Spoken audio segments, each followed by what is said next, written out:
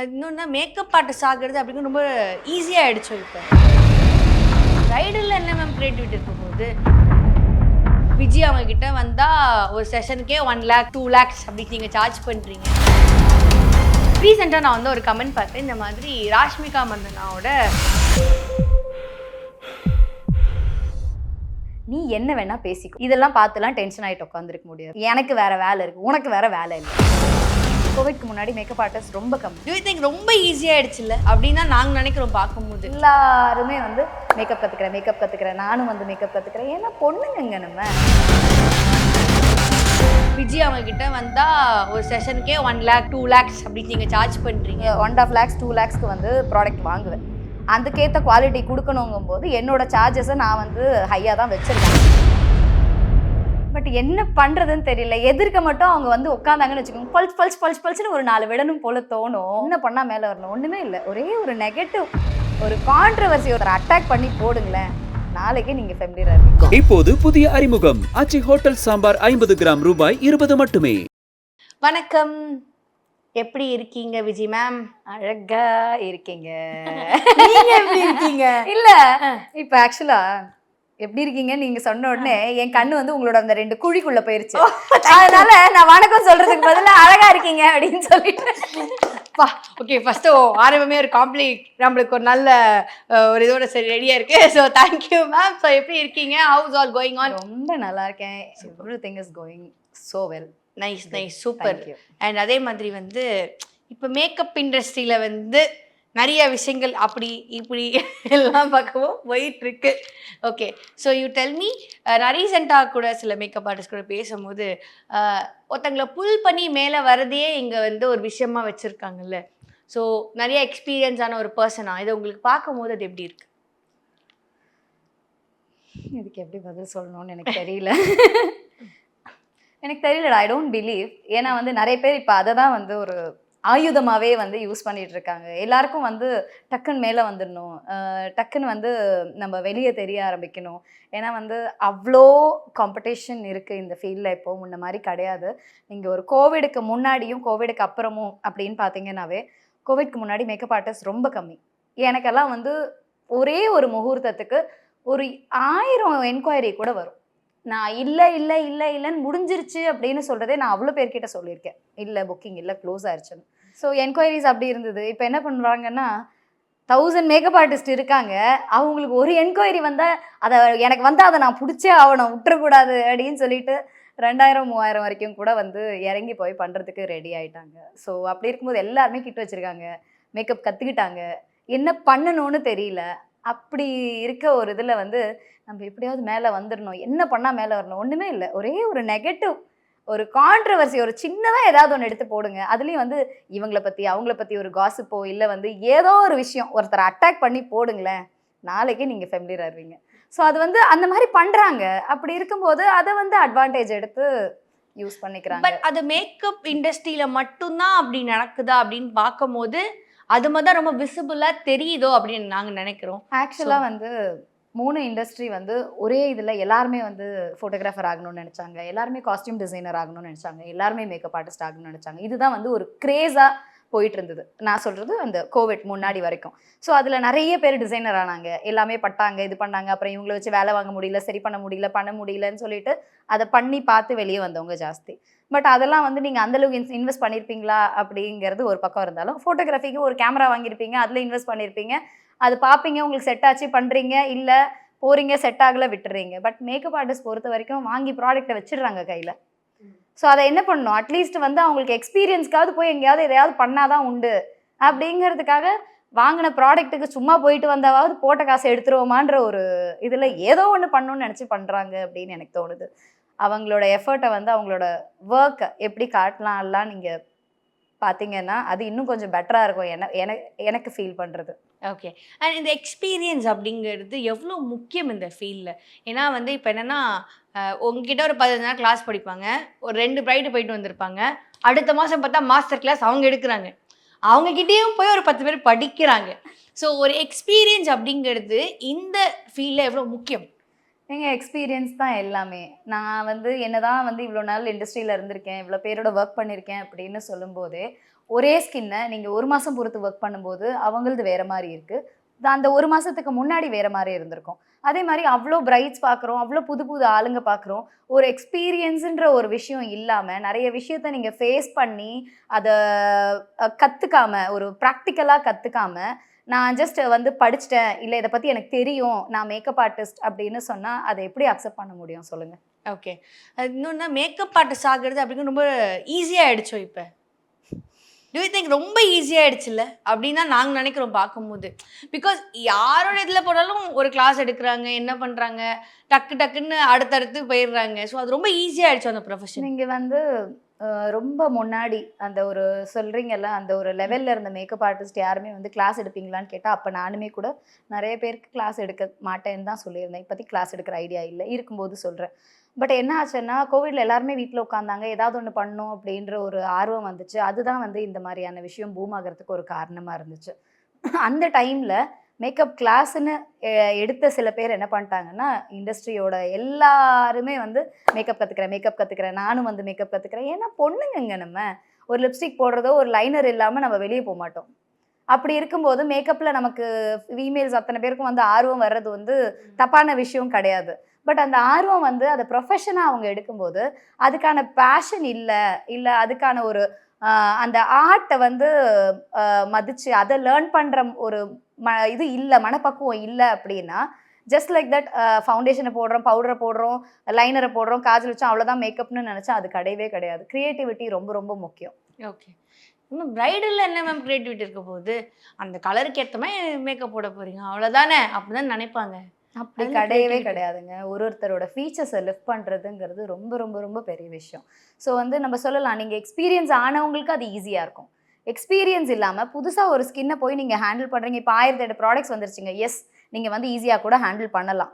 But ஆனால் எக்ஸ்பீரியன்ஸுன்ற ஒரு விஷயம் இல்லாமல் நீங்கள் ஹேண்டில் பண்ணுறது கொஞ்சம் கஷ்டம் தான். ஓகே, எக்ஸ்பீரியன்ஸ்லாம் இப்போ பெருசாலாம் யாரும் பார்க்குறது இல்லை, காஸ்ட் எஃபெக்டிவ் அப்படிங்கிறது தான் பார்க்குறாங்க. விஜய் அவங்கக்கிட்ட வந்தால் ஒரு செஷனுக்கே 1 lakh 2 lakhs அப்படி நீங்கள் சார்ஜ் பண்ணுறீங்க ஒரு செஷன்.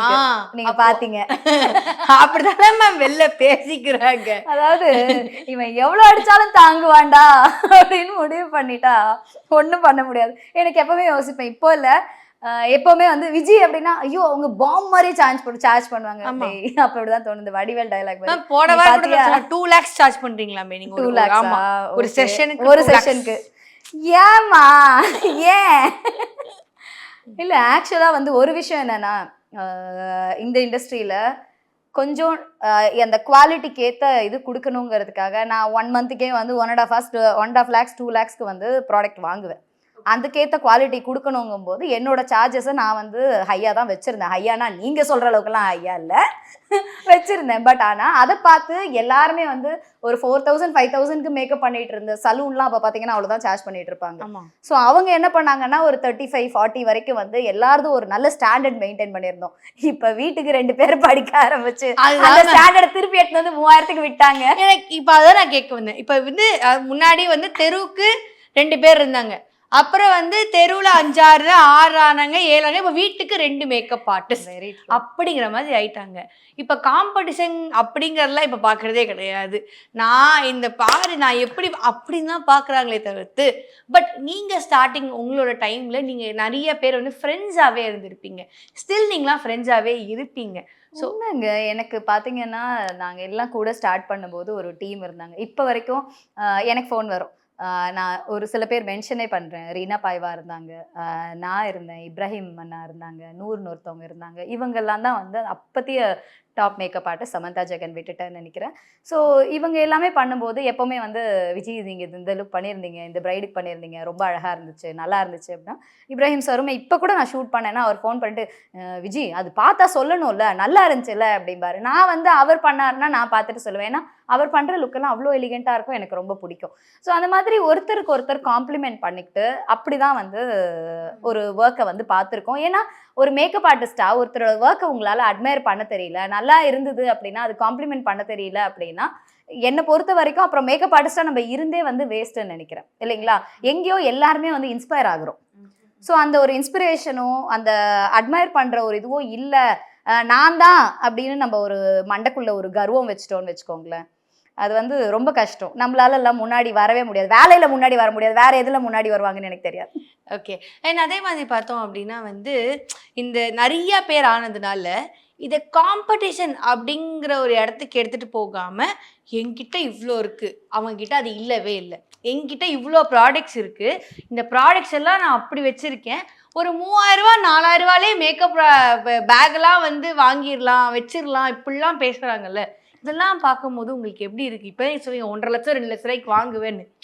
ஸோ நீங்க சொல்லுங்க. ப்ராடக்ட் வாங்குறது நீங்க இவ்வளவுதான் வாங்கி ஆகணும்னு உங்களை வந்து யாரும் கம்பல் பண்ண போறது கிடையாது. பட் ஆனா ஒரு மேக்கப் ஆர்டிஸ்டா இதெல்லாம் புதுசா வந்து சும்மா வீடியோ இங்க வரதுக்கு மேக்கப் போறேன் நான் எங்க எனக்கே 3000 ரூபாய்க்கு வர மாட்டேங்குது மேம்.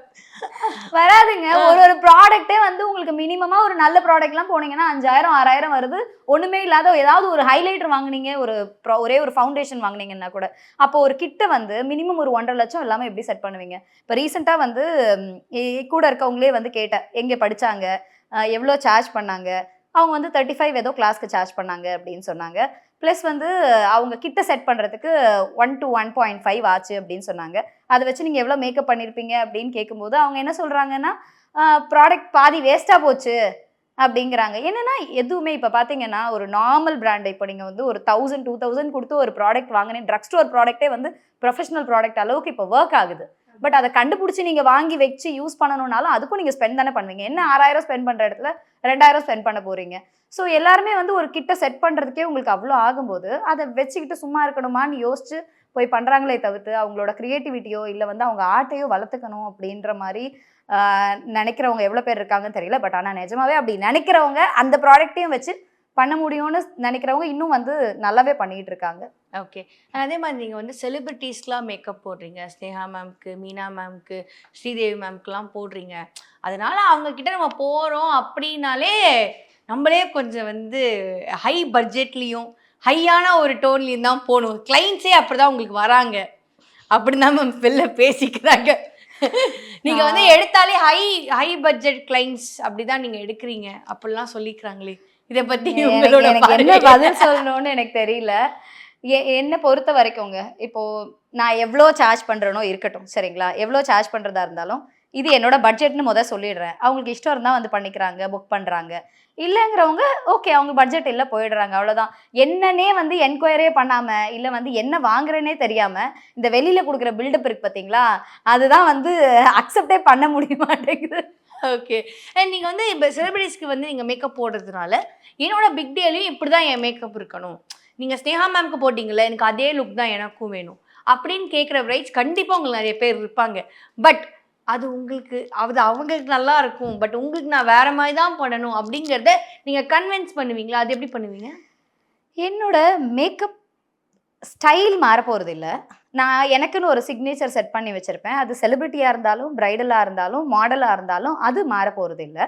என்ன க்ரியேட்டிவிட்டி கொஞ்சம் சேஞ்ச் ஆக போகுது, அவங்க ஃபீச்சர்ஸ்க்கு ஏற்ற மாதிரி அதை நம்ம ஆல்டர் பண்ணி பண்ண போகிறோம், அவ்வளோதானே தவிர்த்து ப்ராடக்ட்ஸ் வந்து அவங்களுக்கு தனி ப்ராடக்ட்ஸ் இவங்களுக்கு தனி ப்ராடக்ட்ஸ் கிடையாது. அவங்களுக்கு வேறு விதத்தில் பண்ணுறேன் இவங்களுக்கு வேறு விதத்தில் பண்ணுறேன்னு கிடையாது. நீங்கள் உங்களோட கொஸ்டின் எக்ஸாக்டாக எப்படி இருக்குன்னா அவங்க செலிபிரிட்டி நல்லா இருக்காங்க, வரவங்க எல்லாரும் நல்லா இருப்பாங்களான்னு எனக்கு தெரியல. அப்படியா கேட்கல. சரி, இப்போ வந்து எப்படின்னா அவங்களுக்கு நீங்க ஒரு லுக் கிரியேட் பண்ணிருப்பீங்க, பட் அதே லுக் தான் அவங்களோட பிக் டீலிங் கேட்டிருப்பாங்க. பட் ஆனால் அவங்களுக்கு அது வேற மாதிரி தான் இருக்கும். ஏன்னா அவங்க ஃபீச்சர்ஸ்க்கு எப்படியோ அப்படி இருக்கும். நான் அதனால தான் என்ன பண்ணிடுவேன்னா செலிபிரிட்டி மாதிரி லுக் வேணும் அப்படின்னு அவங்க ஸ்பெசிஃபிக்காக கேட்கும்போது அவங்களுக்கு ஐ லுக் இப்படி கொடுத்துருக்கேன், லிப் கலர் இப்படி கொடுத்துருக்கேன், கான்டோர் இப்படி கொடுத்துருக்கேன், அவங்களோட பேஸை இப்படி வச்சிருக்கேன், இதெல்லாம் உங்களுக்கு ஓகேவான்னு கன்சல்டேஷனில் உட்கார வச்சு பேசிடுவேன் சரிங்களா. அதை அவங்க ஃபீச்சர்ஸ்க்கு எப்படி அதை சூட் ஆகுமோ அதுக்கேற்ற மாதிரி அதை அட்ஜஸ்ட் பண்ணி பண்ணுவோமே தவிர்த்து இவங்களுக்கு பண்ணதே அப்படியே அவங்களுக்கு பண்ணோன்னா அது முடியாது. ஏன்னா மேக்கப் ஆர்டிஸ்ட் பொறுத்த வரைக்கும் இந்த A to Z அப்படிங்கிற விஷயம் கிடையாது. இவங்களுக்கு வந்து நடுவில் எத்தனை விடணுமோ விடணும், எத்தனை ஆட் பண்ணணுமோ பண்ணணும், அப்படிதான் பண்ணணுமே தவிர்த்து மேக்கப்னா இது ஏல ஆரம்பிச்சு Z தான் முடிக்கும் அப்படிங்கிற ஒரு இது வந்து ப்ராக்டிக்கலாக ஒர்க் ஆகாது. ரீசெண்டாக நான் வந்து ஒரு கமெண்ட் பார்த்தேன், இந்த மாதிரி ராஷ்மிகா மந்தனாவோட லுக்கை நீங்கள் பண்ணவே இல்லை, ஆனால் நீங்கள் பண்ண மாதிரியே நீங்கள் அது பேசுனீங்கல்ல, ஸோ அது என்னென்னா எப்போவுமே வந்து இந்த நெகட்டிவ் கமெண்ட்ஸ் அப்படின்னு வந்து பார்த்தேன்னா அப்படியே சுருன்னு ஏறும் எனக்கு. ஓகே. பட் என்ன பண்ணுறதுன்னு தெரியல. எதிர்க்க மட்டும் அவங்க வந்து உட்காந்தாங்கன்னு வச்சுக்கோங்க, பல்ஸ் பல்ஸ் பல்ஸ் பல்ஸ்னு ஒரு 4 விடணும் போல தோணும். பட் ஆனால் அதை நீங்கள் கேட்குறீங்களா, உங்களை என்னால் ஒன்றும் பண்ண முடியல. பட் இருந்தாலும் நான் உங்களுக்கு சொல்கிறேன், என்னதான் தப்பாக பேசிட்டேன் நான், ஒன்றுமே இல்லை. ஆக்சுவலாக அங்கே என்ன நடந்ததுன்னா அந்த லுக்கை பத்தி ஒரு மேக்கப் ஆர்டிஸ்டா ஒரு ரிவ்யூ பண்ணேன். அது அவ்வளோ பெரிய குத்தமா? இல்ல அது நீங்க பண்ணலல்ல, அப்புறம் அதை ரிவ்யூ ஏன் பண்றீங்க அப்படிங்கிற கேள்வி ஒரு மேக்கப் ஆர்டிஸ்டா ஒரு விஷயத்த ரசிக்க கூட கூடாதா? ரசிக்கலாம், ரிவ்யூ எதுக்கு அப்படிதான் அங்க கேள்வி வருது. இன்டர்வியூல உங்களை வந்து ஒரு क्वेश्चन கேக்குறாங்க. ரீசெண்டா ராஷ்மிகா மண்டனாவோடது வெட்டிங் நடந்துச்சு. அவங்களோட வெட்டிங் லுக் பார்த்து உங்களுக்கு எப்படி ஃபீல் பண்ணீங்க, எப்படி இருந்துச்சுன்னு கேக்குறாங்க.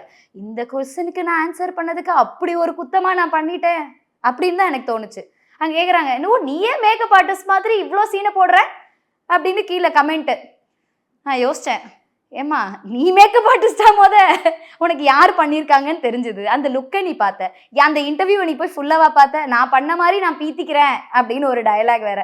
சரி நான் பண்ணல, அந்த மேக்கப் லுக் எப்படி இருக்குன்னு ஜஸ்ட் கமெண்ட் பண்ணேன். ஒரு நார்மலா ஒரு விஷயத்த சொன்னா கூட நம்ம ஆளுங்களுக்கு வந்து அதை வேணும்னே குத்தி ஒரு வழி பண்ணி டென்ஷன் ஆக்கி என்ன அதுல சாதிக்கிறாங்கன்னு எனக்கு தெரியவே இல்லை. ஆனா நிறைய உங்களுக்கு நெகட்டிவ் கமெண்ட்ஸ்லாம் நீங்க பார்த்துருக்கீங்களா? உங்களோட கீழே வந்து வரும், இவங்க வந்து எப்போ பார்த்தாலும் செலிபிரிட்டிஸ்க்கு மட்டும் தான் பண்ணுவாங்க, இவங்க வந்து பிரைடுக்கு பண்ணதான் பெருசா போட மாட்டாங்க, இப்படிலாம் சில கமெண்ட்ஸ்லாம் நீங்க பார்த்துருக்கீங்களா? நான் பார்த்துருக்கேன் சில கமெண்ட்ஸ்லாம், அதனால எனக்கு வந்து வர கமெண்ட்ஸ் எல்லாம் வந்து பார்த்துட்டு டென்ஷன் ஆயிட்டு இருக்க அளவுக்கு எனக்கு பிடிக்கும் ஒரே ஒரு டெலீட் பட்டன். நீ என்ன வேணா பேசிக்கோ, இது ஏன் பேஜ், என்ன இருக்கணும் இருக்க வேணாம் நான் தான் டிசைட் பண்ணுவேன். இதெல்லாம் பார்த்துலாம் டென்ஷன் ஆகிட்டு உட்காந்துருக்க முடியாது. எனக்கு வேற வேலை இருக்கு, உனக்கு வேற வேலை இல்லை அப்படின்னு தோணும். அவ்வளவுதான் யோசிக்க முடியும். இல்ல இது ரொம்ப போட்டு தலையில எடுத்துக்க போய் மேம், அது என்னோட கமெண்ட் இல்ல, கீழே வந்த கமெண்ட். நீங்க அததான் சொல்றேன், உனக்கு வேற வேலை நீங்க தானே கேட்டீங்க, நீங்க தானே கேக்குறீங்க. அவங்க சொன்னாங்க, அதான் கேட்டேன். இப்போது புதிய அறிமுகம் ஆச்சி ஹோட்டல் சாம்பார் 50 கிராம் ரூபாய் 20 மட்டுமே.